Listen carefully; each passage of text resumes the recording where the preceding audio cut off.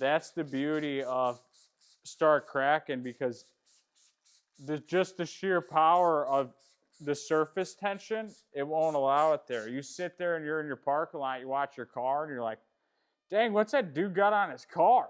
But the liquid cracking, again, really good coating. I get a good 18 to 24 months out of it. So like in Lake Erie, that's 4 years. You know? They have droppers in there, so you want to make sure that you're dropping it in a pretty even rate. That way you're covering a good, coverage of the pad, right? So then once you do that, you do the old taco thing, anything but scientific. And then once you get your taco, you're like properly saturated. She's good to go.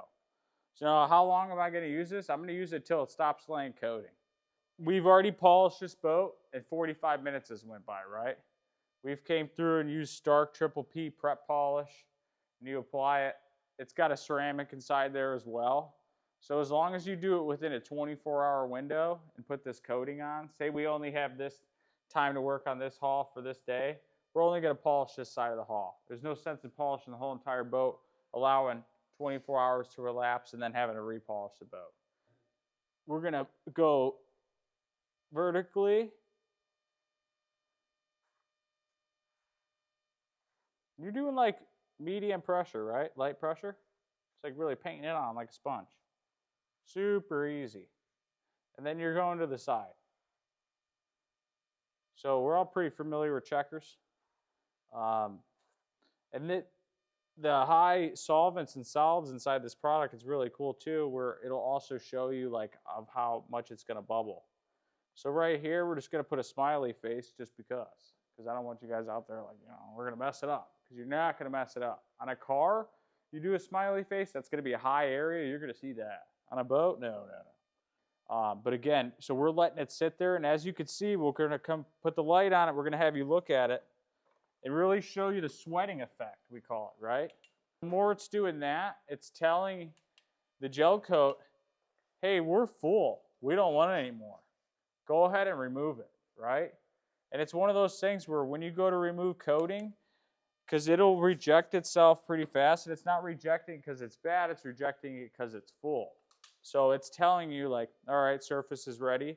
You'll go do your first wipe with your first towel. Now being your first towel, it's going to gather the most amount of material because it's your first wipe. Then we're just going to lightly press it. Now what I want to feel is like that towel almost grabbing the boat.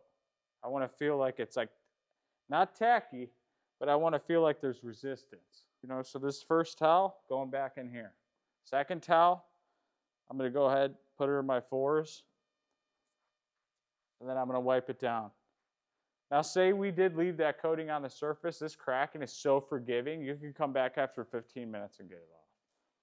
So on my third wipe, my third towel, I'll go ahead and again keep it nice and clean.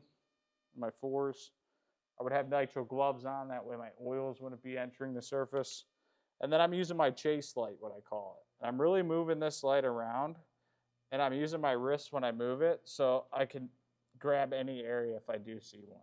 So you'll see here where the water contact, even back here of how fast, right, the gravity and the tension is going to want to take it off versus these other ones.